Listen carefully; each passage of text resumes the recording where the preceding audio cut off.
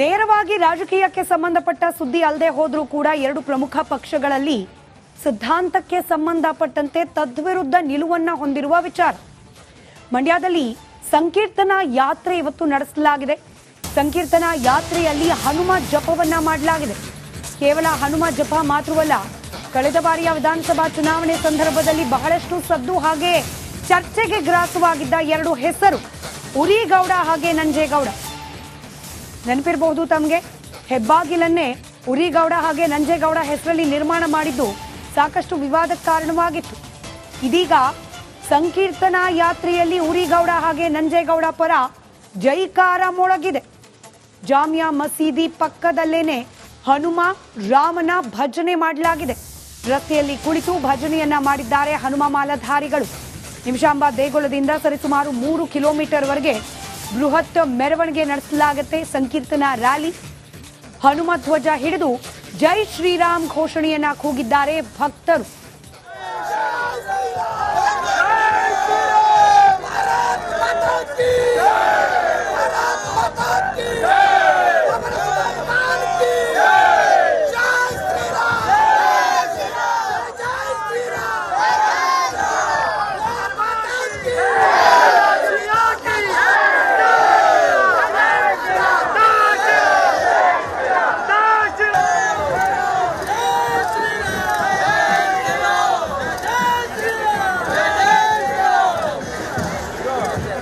Sir ನೋಡಿ, ಆ ಮಂದಿರ ಅದು ಹಿಂದೂಗಳದು, ಅದು ಯಾವತ್ತಿದ್ರು ಹಿಂದೂಗಳದೆ. ಇದು ತಲತಲಾಂತರದ ವಿಜಯನಗರ ಸಾಮ್ರಾಜ್ಯದಲ್ಲಿ ಇರ್ತಕ್ಕಂಥ ಮಂದಿರ. ಇದು ಈ ಮಂದಿರನ ಮಸೀದಿ ಮಾಡ್ಕೊಂಡ್ರೆ ನಾವು ಬಿಡಲ್ಲ.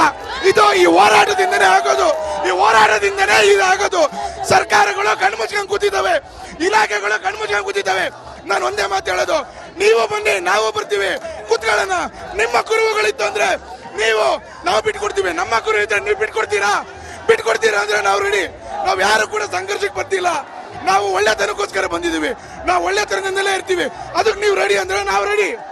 ಸರ್ ನೋಡಿ, ನಾವು ಹಿಂದೂ ಸಮಾಜ ಅಂಬೇಡ್ಕರ್ ಅವರ ಸಂವಿಧಾನ, ನಮ್ಮ ಅಂಬೇಡ್ಕರ್ ಅವರ ಸಂವಿಧಾನಕ್ಕೇನೆ ನಾವು ಗೌರವ ಕೊಡೋದು. ಆ ಗೌರವ ಕೊಡೋದ್ರಿಂದನೇ ನಾವು ಕೇಸ್ ಹಾಕಿರೋದು. ನ್ಯಾಯಾಲಯದ ಮೇಲೆ ನಂಬಿಕೆ ಇದೆ ನಮಗೆ. ಹೇಗೆ ಶ್ರೀರಾಮಚಂದ್ರ ಪ್ರಭು ಅಯೋಧ್ಯೆಯಲ್ಲಿ ನಾವು ಮಂದಿರ ಕಟ್ಟುದೋ, ನ್ಯಾಯಾಲಯ ತೀರ್ಪು ಸಿಕ್ತೋ, ಉತ್ಖನನ ಮಾಡಿ ಅದೇ ತರ ಇಲ್ಲಿ ಸರ್ವೆ ಮಾಡಿ ಉತ್ಖನನ ಮಾಡಿ, ಈಗಿರೋ ಸರ್ಕಾರದ ಮೇಲೆ ನಮ್ಗೆ ವಿಶ್ವಾಸ ಇಲ್ಲ. ಯಾವ ನಮ್ಮ ಹಿಂದುತ್ವದ ಸರ್ಕಾರ ಬರುತ್ತೋ ಅವಾಗ ನಾವು ಇದಕ್ಕೆ ತಕ್ಕ ಉತ್ತರ ಕೊಟ್ಟು ಉತ್ಖನನ ಮಾಡಿಸಿ ನಾವು ಇದೇ ಜಾಗದಲ್ಲಿ ತಿರ್ಗಾ ಹನುಮನ, ಶ್ರೀರಾಮಚಂದ್ರನ ಬಂಟ ಭಕ್ತ ಹನುಮನ ವಿಗ್ರಹವನ್ನು ಪ್ರತಿಷ್ಠಾಪನೆ ಮಾಡ್ತೀವಿ. ಜೈ ಶ್ರೀರಾಮ್. ನಾವು ಹಿಂದೂ ಸಮಾಜ ಅಂಬೇಡ್ಕರ್ ಅವರ ಸಂವಿಧಾನ, ನಮ್ಮ ಅಂಬೇಡ್ಕರ್ ಅವರ ಸಂವಿಧಾನಕ್ಕೇನೆ ನಾವು ಗೌರವ ಕೊಡೋದು. ಆ ಗೌರವ ಕೊಡೋದ್ರಿಂದನೇ ನಾವು ಕೇಸ್ ಹಾಕಿರೋದು. ನ್ಯಾಯಾಲಯದ ಮೇಲೆ ನಂಬಿಕೆ ಇದೆ ನಮಗೆ. ಹೇಗೆ ಶ್ರೀರಾಮಚಂದ್ರ ಪ್ರಭು ಅಯೋಧ್ಯೆಯಲ್ಲಿ ನಾವು ಮಂದಿರ ಕಟ್ಟುದೋ, ನ್ಯಾಯಾಲಯ ತೀರ್ಪು ಸಿಕ್ತೋ, ಉತ್ಖನನ ಮಾಡಿ ಅದೇ ತರ ಇಲ್ಲಿ ಸರ್ವೆ ಮಾಡಿ ಉತ್ಖನನ ಮಾಡಿ, ಈಗಿರೋ ಸರ್ಕಾರದ ಮೇಲೆ ನಮ್ಗೆ ವಿಶ್ವಾಸ ಇಲ್ಲ. ಯಾವ ನಮ್ಮ ಹಿಂದುತ್ವದ ಸರ್ಕಾರ ಬರುತ್ತೋ ಅವಾಗ ನಾವು ಇದಕ್ಕೆ ತಕ್ಕ ಉತ್ತರ ಕೊಟ್ಟು ಉತ್ಖನನ ಮಾಡಿಸಿ ಮೂಡಲ ಹನುಮನನ್ನ ಪುನಃ ತನ್ನ ಮೂಲ ಸ್ಥಾನದಲ್ಲಿ ಸ್ಥಾಪನೆ ಮಾಡುವವರೆಗೂ ಕೂಡ ನಿರಂತರವಾಗಿ ಈ ಹೋರಾಟ ಹಾಗೆ ಸತ್ಯ ಧರ್ಮಕ್ಕೋಸ್ಕರ ಆಗ್ರಹ ಮುಂದುವರಿಯುತ್ತೆ ಅನ್ನೋದು ಹನುಮಾನ್ ಮಾಲಾಧಾರಿಗಳ ಆಗ್ರಹ ಆಗಿದೆ. ಈ ಸಂಕೀರ್ತನಾ ಯಾತ್ರೆ ಯಾವ ರೀತಿಯಾಗಿ ಸಾಗಿದೆ, ಇದರ ಡೀಟೇಲ್ಸ್ನೊಂದಿಗೆ ನನ್ನ ಇಬ್ಬರು ಕಲೀಗ್ಸ್ ಆನಂದ್ ಹಾಗೆ ನಿಕೇಶ್ ನೇರ ಸಂಪರ್ಕದಲ್ಲಿದ್ದಾರೆ. ನಿಕೇಶ್, ಹೇಗ್ ಸಾಗ್ತಾ ಇದೆ ಈ ಹನುಮ ಮಾಲಾಧಾರಿಗಳ ಸಂಕೀರ್ತನಾ ಯಾತ್ರೆ? ಏನು ಹೇಳ್ತಿದ್ದಾರೆ ಮಾಲಾಧಾರಿಗಳು? ಖಂಡಿತ ಸ್ಮಿತಾ ರಂಗನಾಥ್, ಈಗಾಗಲೇ ನಾವು ಗಮನಿಸ್ತಾ ಇರಬಹುದು, ನಿಮಿಷಾಂಬ ಟೆಂಪಲ್ ಇಂದ ಈ ಒಂದು ಬೃಹತ್ ಯಾತ್ರೆ ಮೆರವಣಿಗೆ ಮುಖಾಂತರ ಬಂದಿರುವಂತದ್ದು. ಶ್ರೀ ರಂಗನಾಥ ದೇವಸ್ಥಾನದ ಮುಂಭಾಗದಲ್ಲಿ ಹಾದು ಹೋಗಿ ಮಾಲಾಧಾರಿಗಳು ಕಾವೇರಿ ನದಿಯಲ್ಲಿ ಸ್ನಾನ ಮಾಡಿ ಮಾಲೆಯನ್ನ ಅಲ್ಲಿಗೆ ಬಿಡ್ತಾರೆ, ರಂಗನಾಥ ದೇವರ ಟೆಂಪಲ್ ಅಲ್ಲಿ. ಈಗಾಗಲೇ ಇಲ್ಲಿಷ್ಟು ಗೊಂದಲ ಕೂಡ ಉಂಟಾಯಿತು. ಆ ಗೊಂದಲ ಕಾರಣ ಆಗಿರುವಂತದ್ದು, ನಾನು ಅವ್ರನ್ನ ಮಾತಾಡ್ಸಿದ್ದೀನಿ. ಆತನ ಹೆಸರು ತ್ರಯಂಬಕೇಶ್ ಅಂತ, ಮೆಡಿಕಲ್ ರೆಪ್ರೆಸೆಂಟೇಟಿವ್ ಅಂತ ಹೇಳಿದ್ರು. ಸೊ ಅಲ್ಲಿ ಏನಾಗ್ತಿದೆ ಅಂತ ಹೇಳಿದ್ರೆ, ಆತ ಇಲ್ಲಿ ಟೂರಿಸ್ಟ್ ಅಂತೆ, ಇಲ್ಲಿ ಮೈಸೂರಿಗೆ ಬಂದಿದ್ದಂತೆ. ಮೈಸೂರಿಗೆ ಬಂದಂತ ಸಂದರ್ಭದಲ್ಲಿ, ಮಂಡ್ಯಕ್ಕೆ ಬಂದಂತ ಸಂದರ್ಭದಲ್ಲಿ ಈ ರ್ಯಾಲಿ ಸಾಗ್ತಾ ಇರುವಂತಹ ಸಂದರ್ಭದಲ್ಲಿ ಒಂದು ಫೋಟೋಸ್ ಅನ್ನ ತೆಗೆದಿದ್ದಾನೆ. ಆ ಸಂದರ್ಭದಲ್ಲಿ ಏನೋ ಒಂದಿಷ್ಟು ಗೊಂದಲ ಉಂಟಾಯಿತು. ಬಟ್ ಆ ಗೊಂದಲ ಅಲ್ಲಿಗೆ ಪರಿಹಾರ ಆಯಿತು. ಆತನನ್ನ ಎತ್ತಾಕೊಂಡು ಹೋದ್ರು ಸ್ಟೇಷನ್ಗೆ. ಬಟ್ ಇಲ್ಲಿನ ಮಂಡ್ಯ SP ಆದಂತ ಮಲ್ಲಿಕಾರ್ಜುನ್ ಬಾಲದಂಡಿ ಅವರೇ ಇಲ್ಲಿ ಖುದ್ದು ಸ್ಥಳದಲ್ಲಿ ಇದ್ದಾರೆ. ಯಾವುದೇ ರೀತಿ ಕಾನೂನಿಗೆ ಸುವ್ಯವಸ್ಥೆ ಹಾಳಾಗದಂತೆ ಕೂಡ ದೊಡ್ಡ ಮಟ್ಟದಲ್ಲಿ ಕೂಡ ಇವರು ಒಂದಿಷ್ಟು ಕಾನೂನು ಪ್ರೊಸೆಸ್ಗಳನ್ನು ಕೂಡ ಪಾಲನೆ ಮಾಡ್ತಾ ಇರುವಂತದ್ದು. ಜೊತೆಗೂ ಕೂಡ ನೀವು ಗಮನಿಸ್ತಾ ಇರ್ಬೋದು, ಒಂದ್ ಕಡೆಯಲ್ಲಿ ಒಂದಿಷ್ಟು ಗೊಂದಲ ಉಂಟಾಯಿತು. ಯಾರು ಏನು ಆತ ಮುಂಬೈಯವನು ಇಲ್ಲಿಗೆ ಯಾಕೆ ಬಂದ, ಫೋಟೋಸ್ ಅನ್ನು ಯಾಕೆ ತೆಗೆದ, ಇನ್ನು ಕೂಡ ವಿಚಾರಣೆ ನಂತರ SP ಆದಂತ ಮಲ್ಲಿಕಾರ್ಜುನ್ ಬಾಲದಂಡಿ ಅವರೇ ಅದಕ್ಕೆ ಸ್ಪಷ್ಟನೆಯನ್ನ ಕೊಡಬೇಕಾಗತ್ತೆ. ಈಗ ಆತನ ಜೀಪಲ್ಲಿ ಕೂರಿಸಿಕೊಂಡು ಪೊಲೀಸ್ ಸ್ಟೇಷನ್ ಕರ್ಕೊಂಡು ಹೋಗಿದ್ದಾರೆ.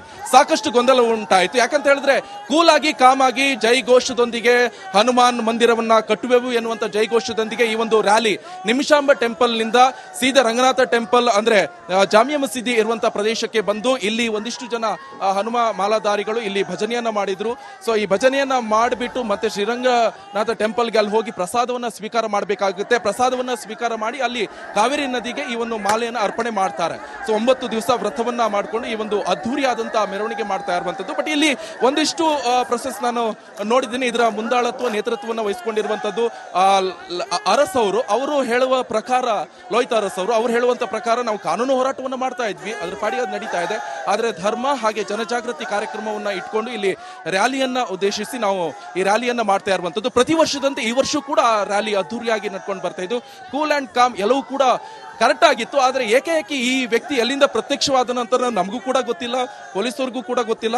ಬಟ್ ಆದ್ರೆ ಆತನನ್ನ ವಿಚಾರಣೆ ಮಾಡಿದಾಗ ಆತ ನಾನು ತ್ರಯಂಬಕೇಶ್ ಮೆಡಿಕಲ್ ರೆಪ್ರೆಸೆಂಟೇಟಿವ್, ಮುಂಬೈಯಿಂದ ಬಂದವನು, ಇಲ್ಲಿ ಪ್ರವಾಸಕ್ಕಂತ ಬಂದಿದ್ದೀನಿ, ಆ ಸಂದರ್ಭದಲ್ಲಿ ಒಂದು ಫೋಟೋ ತೆಗೆದಿದ್ದೀನಿ ಹಾಗೆ ಹೀಗೆ ಅಂತ ಮಾತಾಡ್ತಾ ಇರುವಂತ ಸಂದರ್ಭದಲ್ಲಿ ಹನುಮ ಮಾಲಾಧಾರಿಗಳು ಹಾಗೆ ಆತನ ಮಧ್ಯೆ ಒಂದಿಷ್ಟು ಕ್ಲಾಶ್ಗಳಾಯಿತು. ಅದೇ ಸಂದರ್ಭದಲ್ಲಿ ಪೊಲೀಸರು ಕೂಡ ಸ್ಥಳಕ್ಕೆ ಆಗಮಿಸಿದ್ರು, ಇಮಿಡಿಯೇಟ್ ಆಗಿ ಸಾರ್ಟ್ ಔಟ್ ಮಾಡಿದ್ರು. ಸೊ ಸಾರ್ಟ್ ಔಟ್ ಮಾಡಿ ಆತನ ಈಗಾಗಲೇ ಹೆಚ್ಚಿನ ವಿಚಾರಣೆಗೆ ಈಗ ಕರ್ಕೊಂಡು ಹೋಗಿದ್ದಾರೆ. ನೆಕ್ಸ್ಟ್ SP ಅವರು ಅದಕ್ಕೆ ಸ್ಪಷ್ಟನೆಯನ್ನ ಕೊಡ್ತಾರೆ. ಸ್ಮಿತಾ ರಂಗನಾಥ್. ರೈಟ್, ನನ್ನ ಇನ್ನೋರ್ವ ಕಲೀಗ ಆನಂದ್ ಕೂಡ ನೇರ ಸಂಪರ್ಕದಲ್ಲಿದ್ದಾರೆ. ಆನಂದ, ಈ ಹನುಮ ಮಾಲಾಧಾರಣೆ ಸಂಕೀರ್ತನ ಯಾತ್ರೆ ಪ್ರತಿ ವರ್ಷ ಕೂಡ ನಡೆಯುವಂಥದ್ದು. ಆದರೆ ಪ್ರತಿ ವರ್ಷ ಕಳೆದಂತೆಲ್ಲ ಮೂಡಲ ದೇಗುಲದಲ್ಲಿ ಹನುಮನನ್ನ ಪುನರ್ ಪ್ರತಿಷ್ಠಾಪನೆ ಮಾಡಬೇಕು ಅನ್ನೋ ಆಗ್ರಹ ಮತ್ತಷ್ಟು ಮಗದಷ್ಟು ಗಟ್ಟಿ ಧ್ವನಿಯನ್ನ ಪಡ್ಕೊಳ್ತಾ ಸಾಗ್ತಾ ಇದೆ. ಇದ್ರ ಬಗ್ಗೆ ವಿವರಣೆ ನೀಡೋದಾದ್ರೆ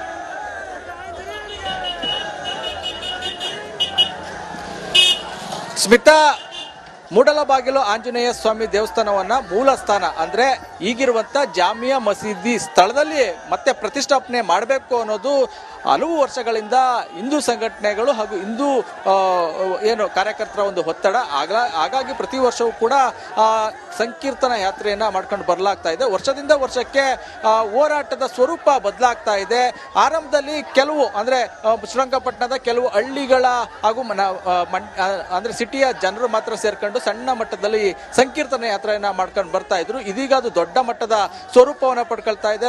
ಸಾವಿರಾರು ಸಂಖ್ಯೆಯಲ್ಲಿ ಜನರು ಸೇರ್ತಾ ಇದ್ದಾರೆ. ಮಂಡ್ಯ ಜಿಲ್ಲೆ ಮಾತ್ರ ಅಲ್ಲದಂತೆ ಅಕ್ಕಪಕ್ಕದ ಜಿಲ್ಲೆಗಳಿಂದಲೂ ಕೂಡ ಜನ ಸೇರ್ತಾ ಇದ್ದಾರೆ. ಅದರಲ್ಲೂ ಕೂಡ ಈ ಬಾರಿ ಇವತ್ತಿನ ದಿವಸನೇ ಸಾಕಷ್ಟು ಕಡೆ ಹನುಮ ಜಯಂತಿ ಇರುವಂತದ್ದು. ಮಂಡ್ಯದಲ್ಲೇ ಬೆಳ್ಳೂರಿನಲ್ಲೂ ಕೂಡ ಇವತ್ತು ಒಂದು ಬೃಹತ್ ರ್ಯಾಲಿಯನ್ನ ಮಾಡ್ತಾ ಇದ್ದಾರೆ. ಇನ್ನೊಂದು ಕಡೆ ಮೈಸೂರಿನಲ್ಲಿ ಮಾಡ್ತಾ ಇದ್ದಾರೆ. ಆದಾಗ್ಯೂ ಕೂಡ ದೊಡ್ಡ ಮಟ್ಟದ ಹನುಮ ಭಕ್ತರು ಇವತ್ತು ಸೇರಿದ್ರು. ಇವತ್ತು ಕೂಡ ಯಶಸ್ವಿಯಾಗಿ ಹನುಮ ಸಂಕೀರ್ತನ ಯಾತ್ರೆಯನ್ನ ಮಾಡಿದ್ರು. ಆದ್ರೆ ಈ ಯಾತ್ರೆಯಿಂದ ನ್ಯಾಯ ಸಿಗಲ್ಲ ಸರ್ಕಾರದ ಮಟ್ಟದಲ್ಲಿ ಅನ್ನೋದಕ್ಕೂ ಹಿಂದೂ ಸಂಘಟನೆಗಳು, ಹಿಂದೂ ಕಾರ್ಯಕರ್ತರ ಒಂದು ವಾಸ್ತವ ಗೊತ್ತಿದೆ. ಆದ್ರೆ ಜನಜಾಗೃತಿಯನ್ನ ಮಾಡಬೇಕು, ಹಿಂದೂಗಳನ್ನ ಒಂದಷ್ಟು ಎಚ್ಚರಿಸುವಂತ ಕೆಲಸ ಆಗಬೇಕು ಅನ್ನೋ ಕಾರಣಕ್ಕಾಗಿ, ಅವರಿಗೆ ಜಾಗೃತಿ ಮೂಡಿಸಬೇಕು ಅನ್ನೋ ಕಾರಣಕ್ಕಾಗಿ ಪ್ರತಿ ವರ್ಷವೂ ಕೂಡ ಹನುಮ ಸಂಕೀರ್ತ ಯಾತ್ರೆಯನ್ನ ಮಾಡ್ಕೊಂಡು ಬರ್ತಾ ಇದೆ. ಮತ್ತೊಂದು ಕಡೆ ಕಾನೂನು ಹೋರಾಟವು ಕೂಡ ಶುರುವಾಗಿದೆ. ಕೆಲ ತಿಂಗಳ ಹಿಂದಷ್ಟೇ ಬಜರಂಗ ಸೇನೆಯ ನೇತೃತ್ವದಲ್ಲಿ ಮಂಡ್ಯ ಮಂಜುನಾಥ್ ಎಂಬವರು 1001 ಹನುಮ ಭಕ್ತರ ಮೂಲಕ ಒಂದು ಹೈಕೋರ್ಟ್ನಲ್ಲಿ ದಾವೆಯನ್ನು ಹೊಡಿಸಿದ್ದಾರೆ. ಈಗಾಗಲೇ ವಿಚಾರಣೆ ಕೂಡ ಆರಂಭ ಆಗಿರುವಂತದ್ದು. ಅಲ್ಲಿ ಏನು ಪ್ರಮುಖ ವಿಚಾರ ಏನು ಅಂದ್ರೆ ಜಾಮಿಯಾ ಮಸೀದಿ ಜಾಗ ಇದೆ, ಅದು ದೇವಾಲಯ ಆಗಿತ್ತು. ಜೊತೆಗೆ ಅಲ್ಲಿ ಅಕ್ರಮವಾಗಿ ಮದರವಸವನ್ನ ಮಾಡ್ಕೊಂಡು ಬರ್ತಾ ಇದ್ದಾರೆ. ಅದನ್ನ ಸರ್ವೆ ಮಾಡಬೇಕು ಅನ್ನೋ ಒಂದು ಪ್ರಮುಖ ವಿಚಾರ ಇಟ್ಕೊಂಡು ಈಗಾಗಲೇ ಕಾನೂನು ಹೋರಾಟ ಕೂಡ ಆರಂಭ ಆಗಿರುವಂತದ್ದು. ಅದ್ರ ಜೊತೆಗೆ ಪ್ರತಿ ವರ್ಷವೂ ಕೂಡ ಹನುಮ ಸಂಕೀರ್ತನ ಯಾತ್ರೆ ನಡೀತಾ ಇದೆ. ಈ ವರ್ಷವೂ ಕೂಡ ಅತ್ಯಂತ ಯಶಸ್ವಿಯಾಗಿ ಹನುಮ ಸಂಕೀರ್ತನ ಯಾತ್ರೆ ಆಗಿದೆ. ಇವತ್ತು ಸಂಪೂರ್ಣವಾಗಿ ದೊಡ್ಡ ಮಟ್ಟದಲ್ಲಿ ಜನ ಸೇರಿ ಯಾತ್ರೆಯನ್ನು ನಡೆಸಿದ್ದಾರೆ. ಸ್ಮಿತಾ, ಧನ್ಯವಾದ ಆನಂದ್ ಮಾಹಿತಿಗಾಗಿ. ಹಾಗೆ ಧನ್ಯವಾದ ನಿಕೇಶ್ ತಮ್ಮ ಮಾಹಿತಿಗಾಗಿಯೂ ಕೂಡ.